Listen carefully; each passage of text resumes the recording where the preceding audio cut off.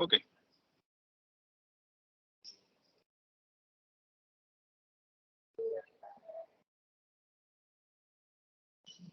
Ok. Listo.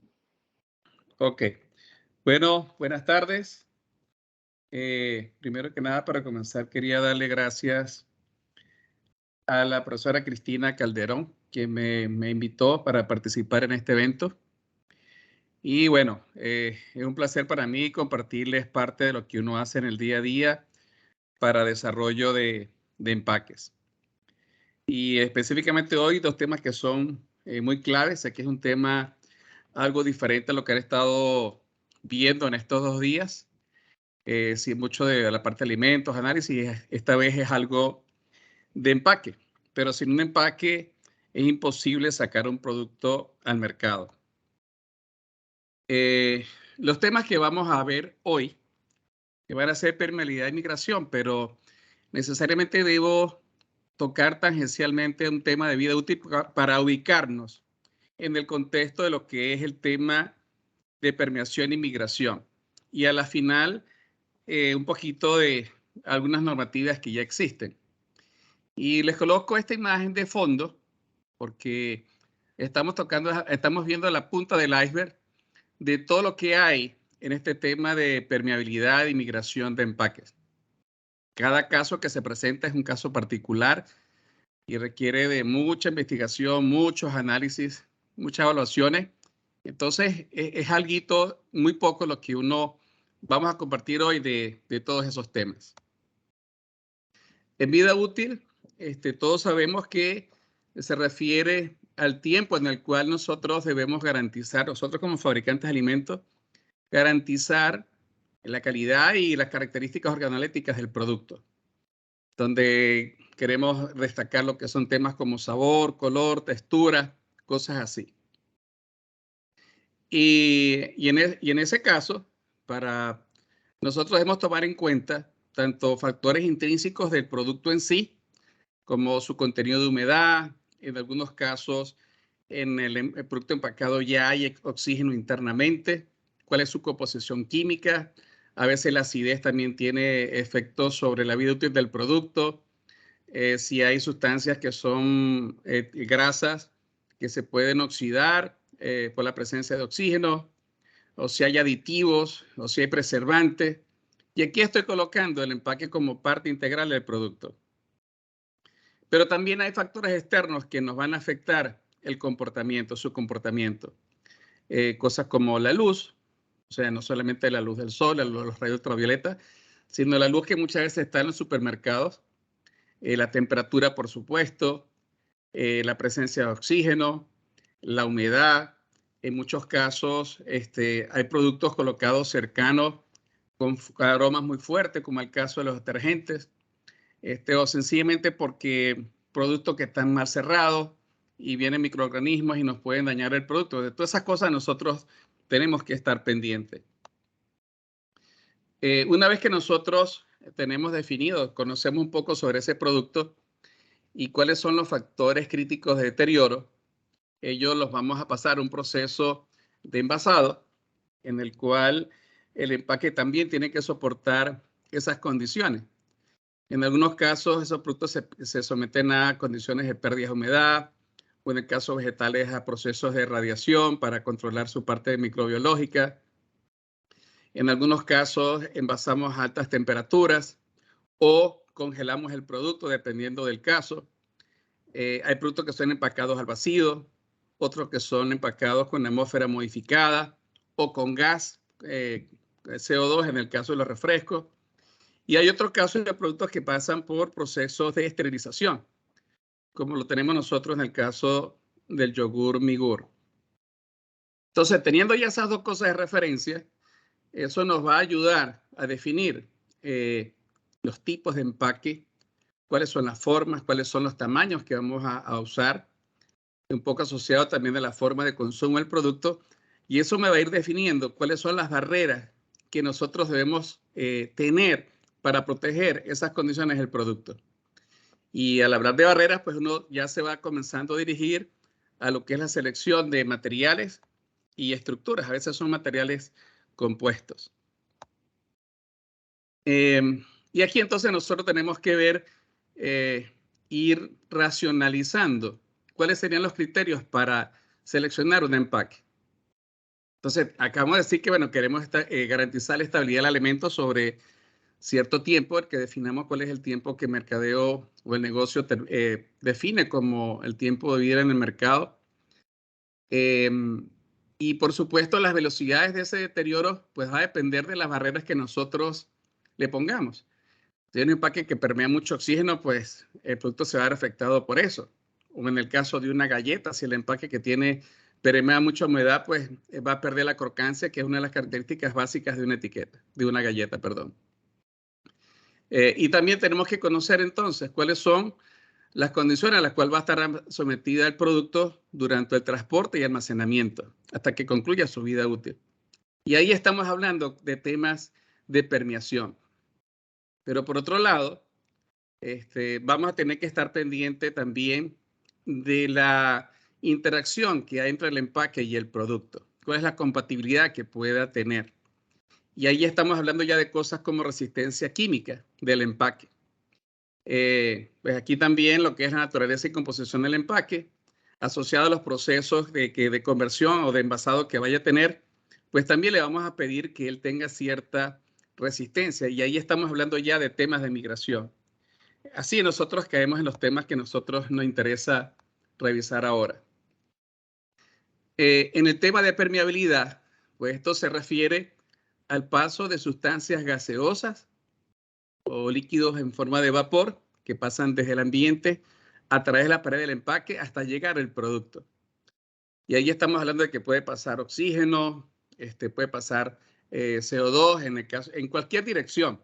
En el caso de las bebidas carbonatadas, pues ese CO2 tiende a salir.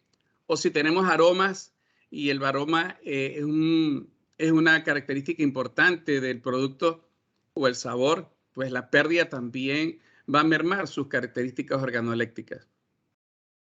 Pero también puede ser posible que haya empaques que tengan microhuecos o fisuras cuando uno está sellando y hay materiales que tengan materiales como el aluminio para barreras. En el sellado se forman arrugas o se forman unas pequeñas grietas por maltrato. Eso va formando unos canales más grandes donde puede entrar o salir oxígeno o humedad. Ahí nosotros en algunos casos utilizamos unas campanas de vacío donde metemos el empaque en una piscinita de agua, hacemos vacío y si hay alguna microfuga o perforación, pues enseguida vamos a ver las burbujas y nos lleva rápidamente a ver dónde puede estar esos microhuecos. Y si en el caso de envase rígido, pues también el tener una tapa que no sella bien, pues va a dejar canales por donde puede entrar o salir gases que nos va a deteriorar la vida útil del producto. También debemos tener presente que si nosotros cuando estamos definiendo cuáles son las barreras para proteger al producto, si nos quedamos cortos, pues la vida útil no va a llegar al tiempo que nosotros queremos. Pero si nos quedamos, o sea, si sobreestimamos la cantidad de barreras, pues esas barreras cuestan dinero. Y si queremos un producto que lo que estimamos que dure en el mercado es 6 meses, pero le colocamos una barrera con la cual podemos llegar a los 8 o 10 meses, pues es un dinero adicional que le estamos metiendo al producto y a la final el consumidor es quien nos paga. Entonces hay que hacer un buen balance de qué es lo que exactamente necesito para definir cuáles son el nivel de barrera y cuáles son los materiales que debiéramos utilizar. Y metiéndonos un poquito más en materia, ¿cómo sucede la permeación? Tenemos en el ambiente, no sé si están viendo el apuntador, vamos a tener alguna sustancia que es la que va a permear, oxígeno en este caso.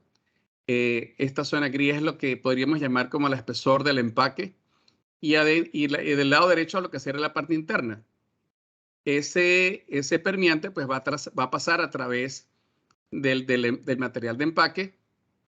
A la entrada pues siempre va a haber una concentración más alta y se van a comenzar a observar cosas como del lado externo, lo primero que va a suceder es que ese permeante va a ser absorbido en la parte superficial por el empaque, con una especie de solubilidad que se va a solubilizar en el empaque. Luego va a haber un proceso de difusión a través del empaque y luego pues va a desorber hacia el producto. Eso está regulado por las famosas leyes de Fick, que de alguna manera relaciona la concentración con el espesor del material y va a haber un coeficiente de difusión que muchas veces está asociado a las características de permeante en la matriz de ese polímero. Esa capacidad de difusión o esa dificultad de difusión es la que me va a determinar la cantidad de permeante que puede entrar.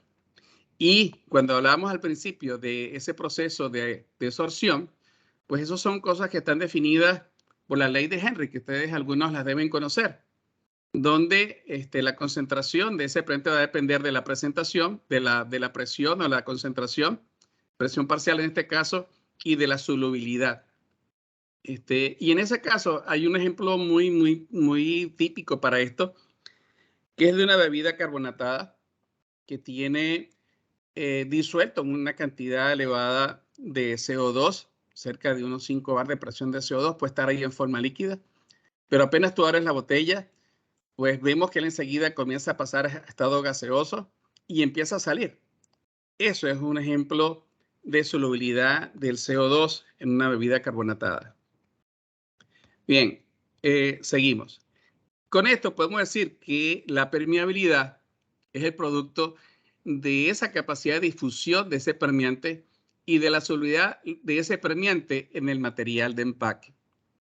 Y de aquí, con este dato, pues nosotros podemos calcular la cantidad de permeante conociendo ese valor de permeabilidad de ese material, que es bien característico, el área, el espesor, la diferencia de presiones parciales, y así nosotros podemos calcular la cantidad de permeante o de oxígeno, de humedad que pudiese pasar durante un cierto tiempo a través de ese empaque.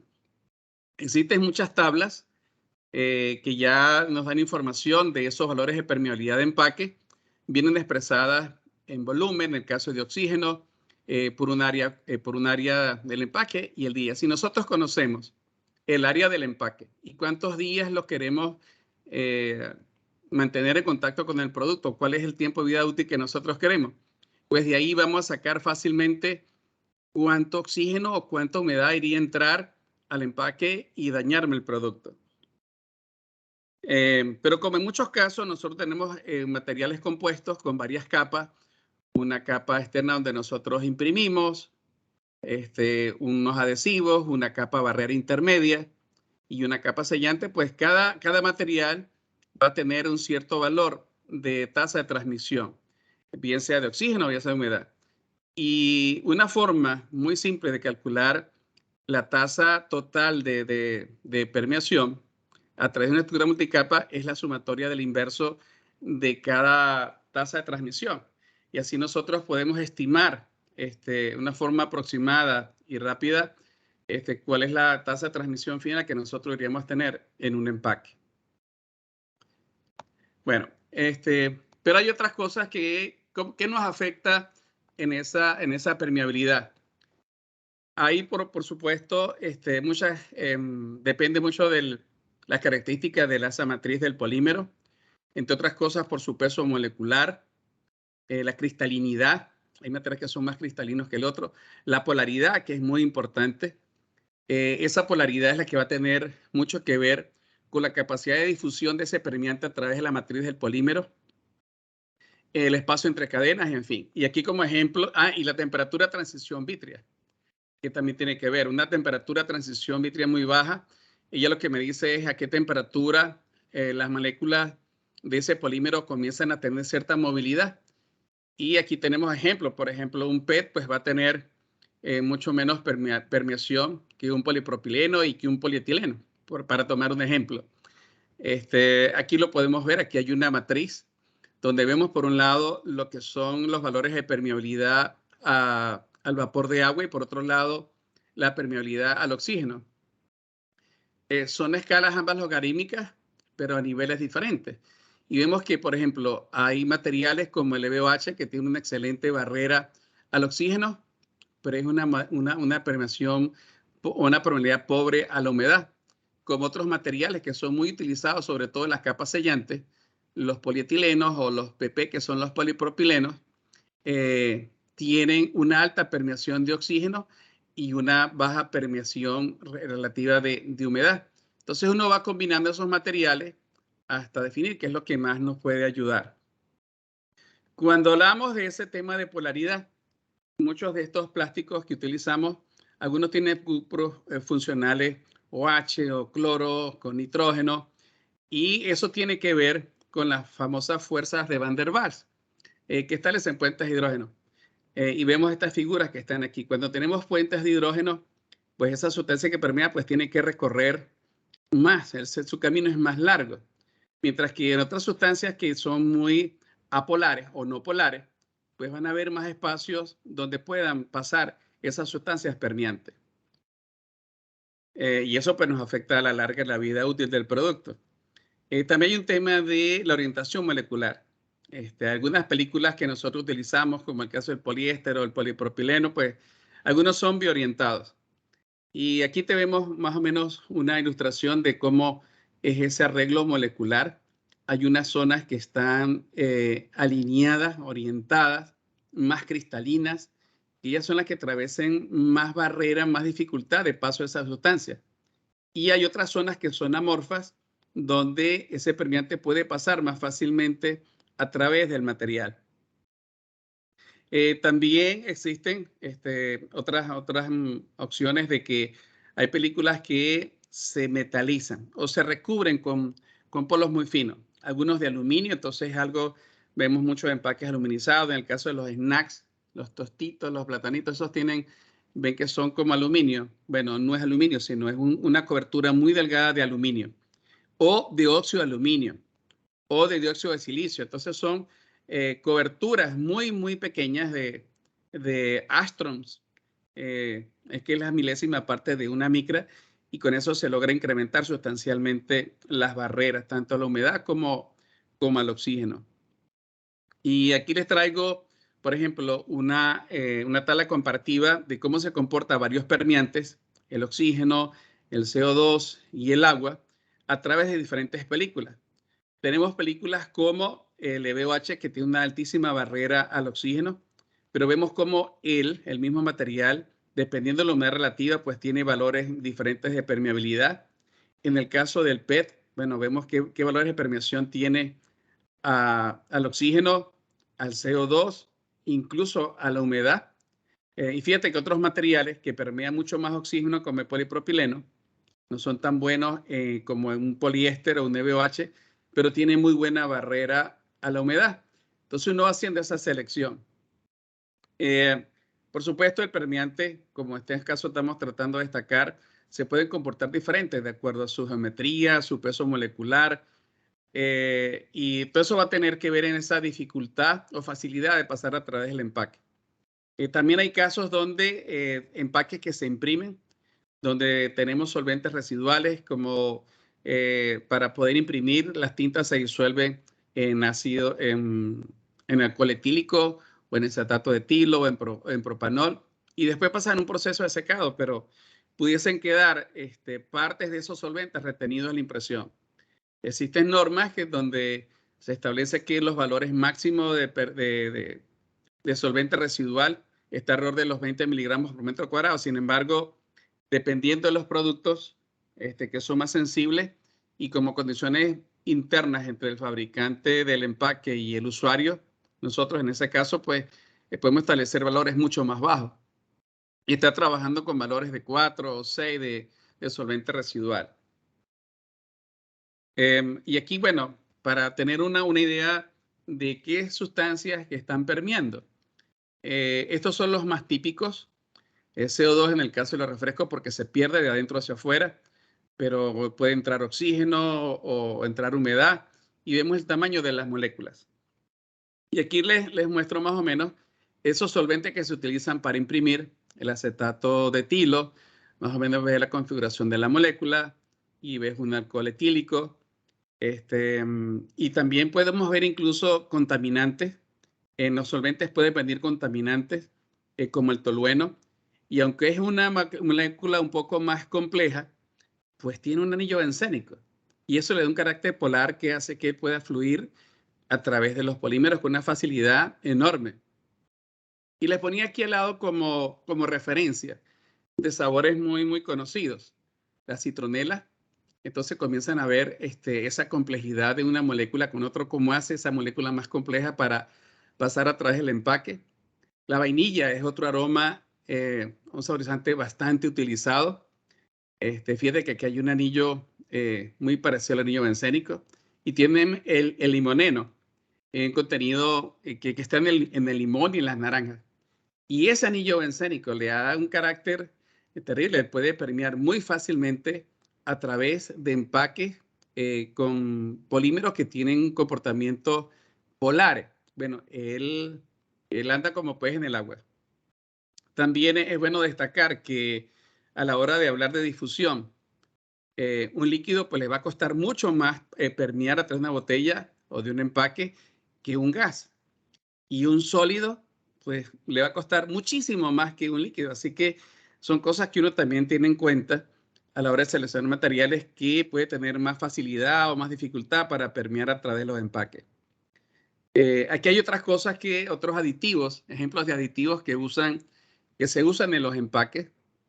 Algunos antioxidantes, por ejemplo, los empaques para cereal de desayuno tipo cornflakes, ellos añaden antioxidantes al empaque, de manera que ellos en una bolsa de cereal pues ya va a tener desde un principio mucho oxígeno en la parte internamente, y estos antioxidantes pues ayudan a secuestrar parte de ese oxígeno que está adentro ya atrapado en el empaque cuando uno lo envasa.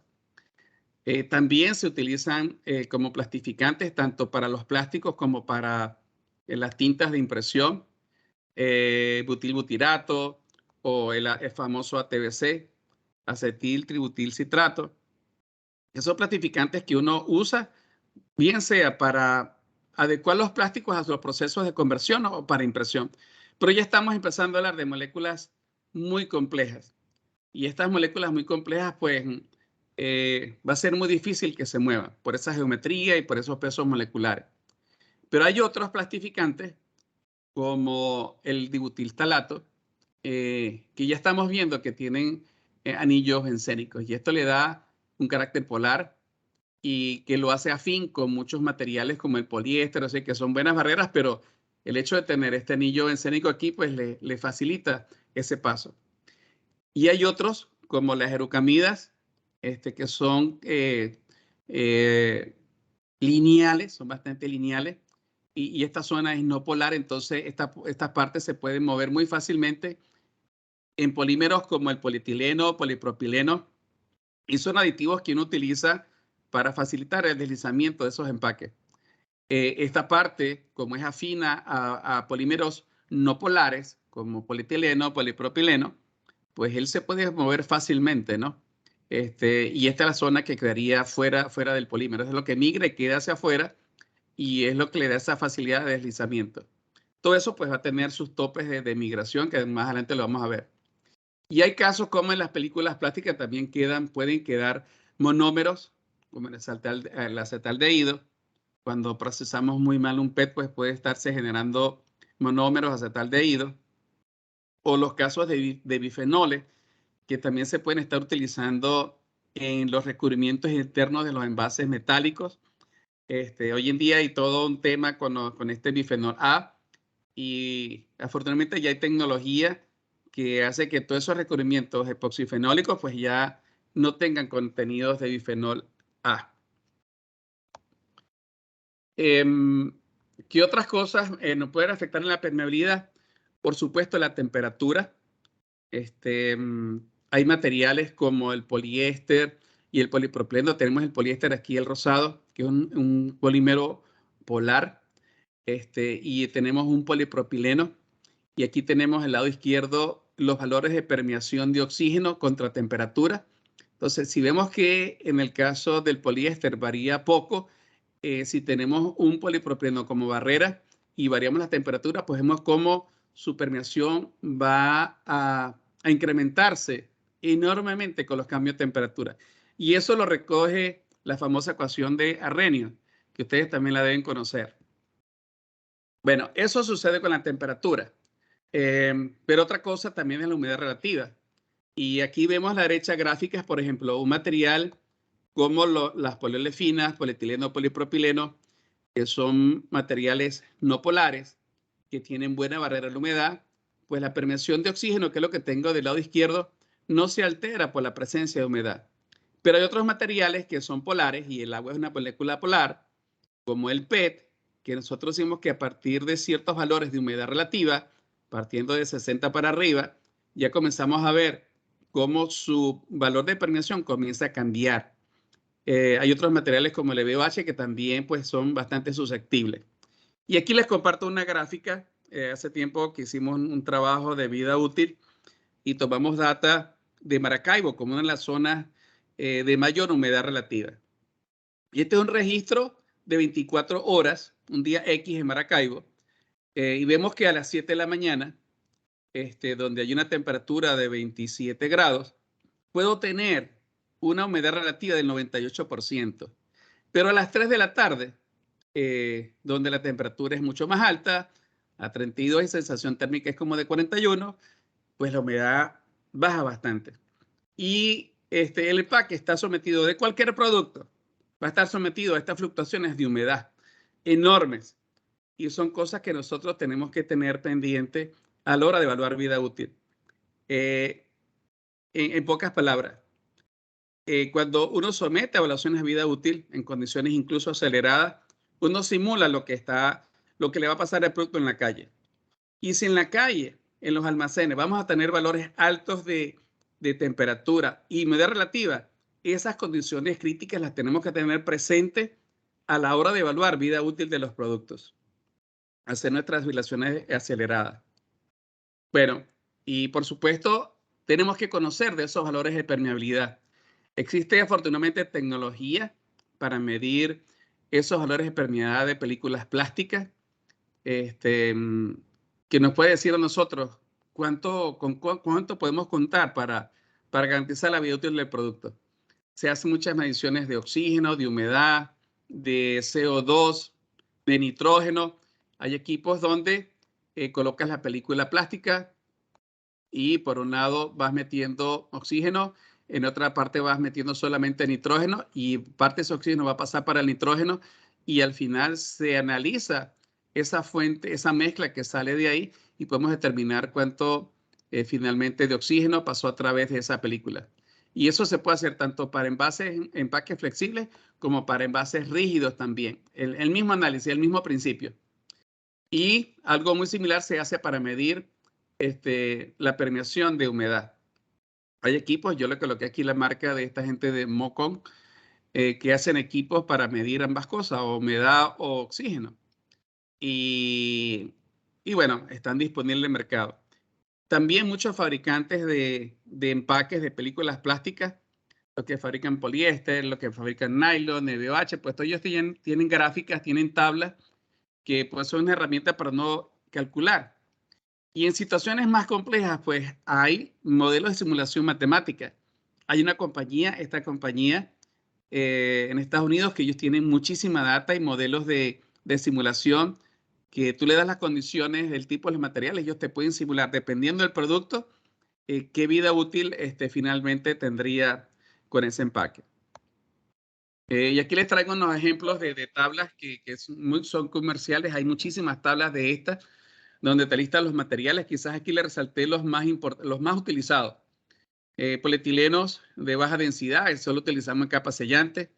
Ve la transmisión de oxígeno que es bastante alta, pero son bajas permeaciones de humedad, igual que el polipropileno. Pero tienes, por ejemplo, un poliéster donde ya, fíjate que de 7000 a 55, entonces es un material mucho más atractivo para no tenerlo como barrera hacia el oxígeno. Y si esos materiales los metalizas, puede estar bajando su permeación de 55 a 0,65, o sea, bastante bajo, son valores bastante bajos. Ya por debajo de 2, 3, ya estamos hablando de valores muy bajos, o sea que son muy buenas barreras. Aquí tenemos otros ejemplos de tablas de la gente de Terfane que fabrican películas de poliéster. Aquí vemos como referencia, aquí tenemos valores de permeación al oxígeno y del otro lado tenemos permeación a la humedad. Colocamos el aluminio como un valor de referencia. Fíjate que no es completamente cero, porque el aluminio tiene poros, microporos, o sea, poros que son como de 1 micra, 2 micras, y se mide la cantidad de microporos que pueden tener por metro cuadrado. Un aluminio de 7, 8 micras, pues está hablando de 40, 50 poros por metro cuadrado, más o menos. Y aquí puedes ver, comparas materiales poliéster o polipropilenos normales y el mismo material metalizado y cómo puedes mejorar los valores de permeación. Los puedes reducir de 100 a 1 cuando tú los logras metalizar. Esa metalización es un poco por sustituir el aluminio en la medida que uno tiene materiales muy diferentes mezclados, poliéster con aluminio, con un polietileno, pues ahí la cosa de reciclaje se complica. Mientras que si tiene un aluminizado, pues ya eso lo hace como más fácil de reciclar, manteniendo siempre la compatibilidad de los otros materiales que puede estar presente en la estructura. Bueno, eso era un resumen muy rápido de temas de permeabilidad. Y ahora, pues vamos a tocar lo que es el tema de migración. El tema de migración está más referido a la transferencia de sustancias químicas que están en el empaque, dentro del empaque, no es que están en el entorno, sino que están dentro del empaque y que pudiesen pasar al producto. Esto puede suceder en empaques plásticos, en envases metálicos, incluso en el vidrio. No en el vidrio como tal, pero sí un vidrio tiene una tapa y esa tapa puede tener un anillo de plástico para sellar y ahí se nos pueden presentar los problemas de migración. Sabemos que los empaques plásticos han tenido un crecimiento en su uso enorme en los últimos 50 años. Ese crecimiento es gracias a que son más económicos que un envase de vidrio, que un envase metálico, y se puede transformar de muchas maneras para diseñar empaques que son más amigables al consumidor, se adecúan a las condiciones de consumo. Lo puedes ver, o sea, puedes ver el producto en infinidad de aplicaciones. Pero para que esos plásticos podamos convertirlos en empaque, van a necesitar de aditivos. Aditivos que son las sustancias que al final pudiesen estar migrando hacia los empaques. Esas sustancias, en la medida que esos pesos moleculares son más bajos o tienen cierto comportamiento polar, pues ellos se pueden estar afectando la migración y se van a estar moviendo hacia el producto. Y a la larga, esa migración excesiva de esos aditivos puede convertirse en riesgo nutricional. O sea, al estar en producto, pues eso nos va a afectar. Y es una realidad. Y por eso, dependiendo de la toxicidad de esas sustancias, pues muchos países han establecido su normativa, creando los límites de máximos de presencia de esos aditivos en los alimentos. Ya más adelante vamos a hablar de eso. Y en la medida que siempre haya un diferente de concentración de esas sustancias migrantes entre lo que está en el empaque y lo que está en el producto, que haya un diferencial, pues siempre se va a presentar ese riesgo de movilidad y de migración. Como les dije, eso sucede hasta en las mejores familias. En todos estos empaques, si uno no cuida estas cosas, estos aditivos que uno puede estar agregando, a la final uno puede tener problemas de migración.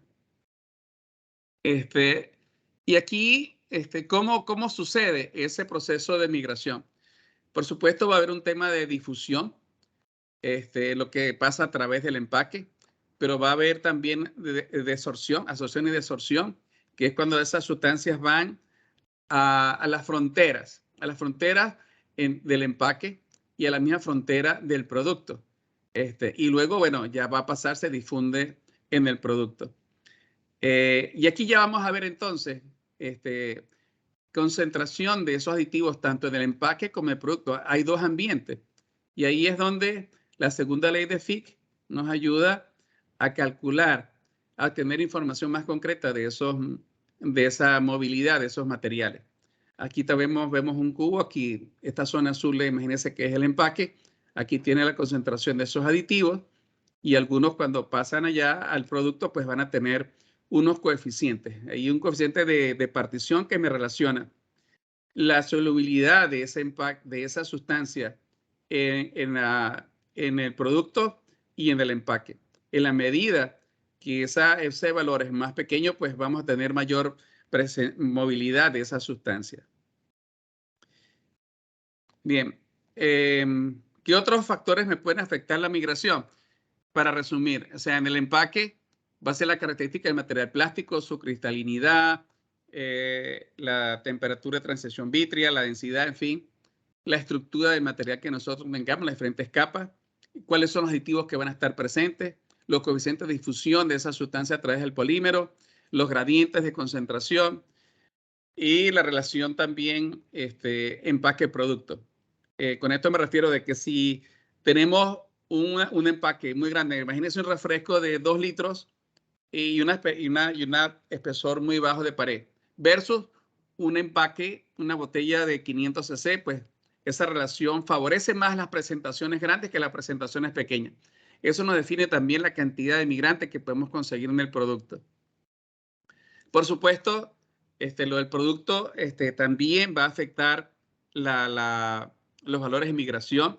Si el producto está en estado sólido o en estado líquido, en un estado líquido pues va a tener, el contacto es mucho mayor y va a haber más probabilidad de que esas sustancias migrantes pasen al producto.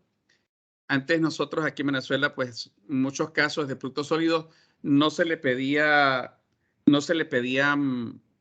análisis de migración, pero sí, hoy en día ya hay sustancias, incluso simulantes, que me van a dar información sobre la capacidad de migración de ciertas sustancias.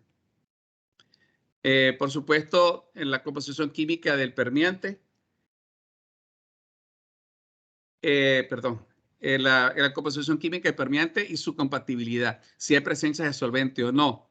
Dependiendo de la composición química del producto, pues se van a establecer qué simulantes se van a utilizar en esos análisis para determinar la posibilidad de migración. Y pues también sabemos que esa afinidad entre migrante y producto pues va a hacer que haya mayor o menor solubilidad. Ahí, dependiendo del producto, se van a establecer unas tablas y lo vamos a ver más adelante de qué solventes utilizar a la hora de hacer los análisis de migración.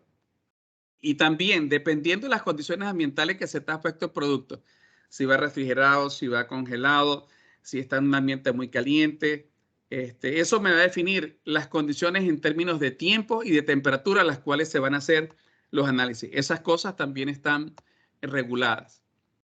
Y otros casos de migración.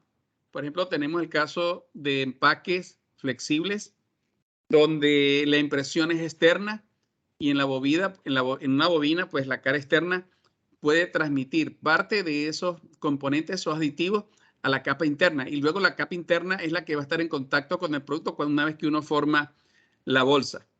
Entonces, bueno, son cosas que uno tiene que tener presente a la hora de diseñar los empaques. Muchas veces en esas tintas, pues hay solventes, hay barnices, hay plastificantes. Hay que vigilar muy bien las cosas que uno está colocando ahí. En la mayoría de los casos, pues uno usa empaques laminados, donde la impresión va protegida en un medio tipo sándwich y evita que estén en contacto con la capa interna, que es la que estaría sellando el producto. Pero hay otros casos también en empaques rígidos, donde el envase va impreso y uno toma como previsión cuando diseña la forma, el apilamiento, que hay una separación entre los dos envases cuando están apilados, de manera de que internamente no haya tinta de lo que tiene ese mismo envase en la cara externa. Son todas consideraciones que uno toma para evitar ese tipo de riesgo de que haya transferencia de tintas o ciertas sustancias químicas en la parte interna en contacto con el producto. Que también lo puedo decir también de los empaques de papel. En el caso de empaques de papel, bueno, sabemos que son hechos de celulosa, que se obtienen a través de la madera, pero esas astillas de madera, para llevarlas a pulpa, pasan por muchos procesos químicos, bien sea para eliminar la lignina o para blanquear la fibra, y todos esos procesos químicos a veces no se limpian bien y pueden quedar cosas ahí. Pero además, los empaques de papel no son completamente compactos, entonces hay fibra y queda mucho espacio entre esa fibra que a veces se rellena con plastificantes, con almidones, a veces con carbonato de calcio, con plastificantes, y eso también lo tenemos que vigilar a la hora de estar en contacto con el producto. Y peor aún, en el caso de empaques de papel, de pulpa o los cartones, las cartulinas, muchos de ellos combinan esas fibras vírgenes con fibras recicladas. Y en el caso de esas fibras recicladas, a veces no tenemos o incluso no hay normativa, no se tiene cuidado con la selección de esos materiales reciclados, no se controla. Y en esos cartones reciclados pueden venir restos de aceites minerales, de solventes, de fungicidas, o sea, muchas cosas pueden venir ahí. Y el nivel de toxicidad de esa sustancia todavía no está bien claro cómo nos puede afectar en la forma como están combinados, en la forma que están presentes. Y yo coloqué aquí que están en estudio. Quizá lo que te estudia es, está más en proceso de redacción de esas normativas hacia el uso de papeles para contacto directo con alimentos. Se ha legislado mucho sobre plásticos, pero aquí todavía está en pleno desarrollo. ¿Qué más les puedo decir? Dígalo. Señor Néstor, estamos ya cerca del tiempo.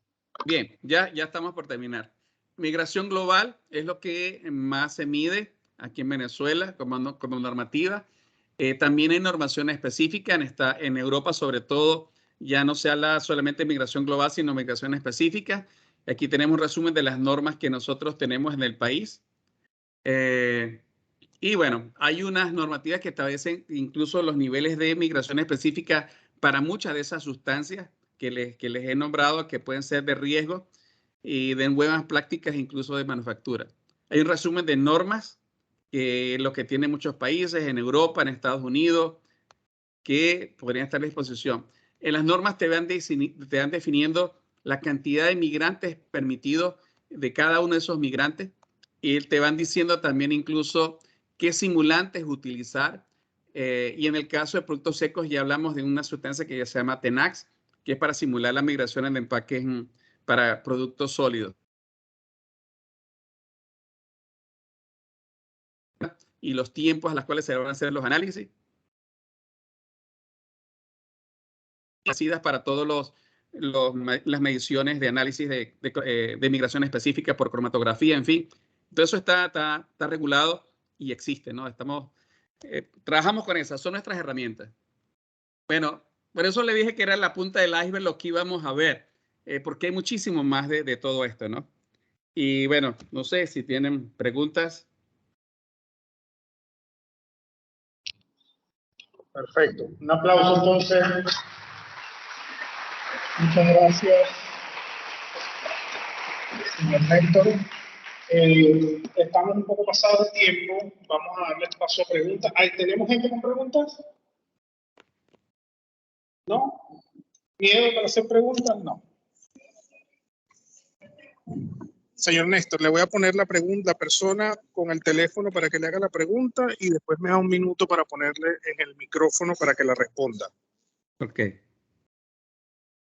Hola Néstor, mira, gracias por tu presentación, excelente. En realidad creo que queda la mayoría de las personas aquí con una ansiedad, porque hay muchísimos alimentos en los cuales se están comprando los empacados sin el conocimiento de toda esta cantidad de compuestos que puedan estar migrando. Entonces, en ese sentido, me gustaría que nos dijeras, para alguien que está emprendiendo en el mundo de los alimentos o una empresa pequeña o mediana que quiera utilizar un X empacado, ¿qué le recomendarías tú de principio? Porque la verdad es que veo que en Venezuela están saliendo muchos productos a nivel comercial con poca sin ninguna evaluación de este estilo, pues entonces me gustaría que tú pudieras dar alguna recomendación.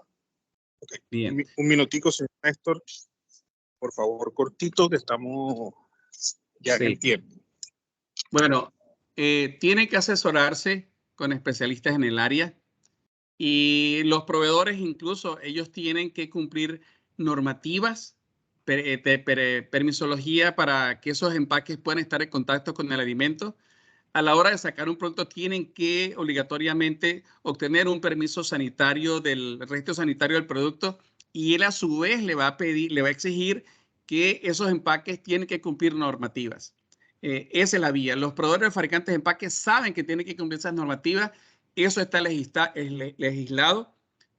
Hay normas que están establecidas y hay que cumplir. No podemos ver las normas como nuestro enemigo. Es una ayuda. Es una ayuda enorme el cumplir esas normas. Perfecto. ¿Alguien más? Ya. Un segundo. Un aplauso para acá para la doctora Cristina. ¿Me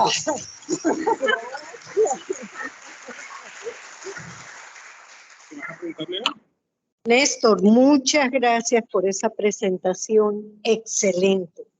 Mira, ¿quién hace análisis de migración aquí en Venezuela?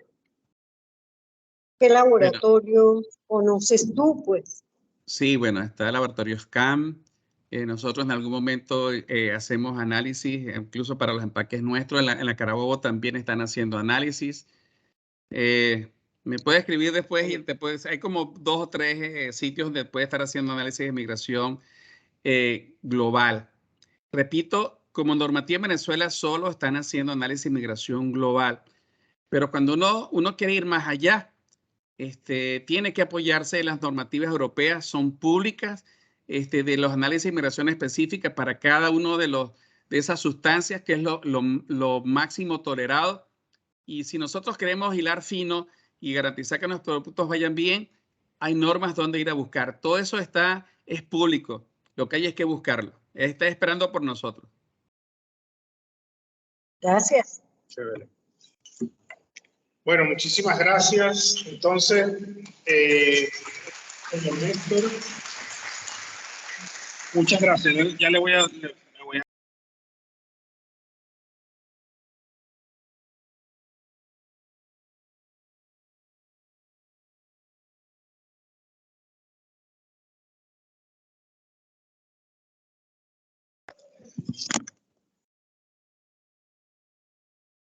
Muchas gracias, señor Néstor. Estamos listos por aquí. Bueno, Ya. gracias a ustedes. Y estamos a la orden.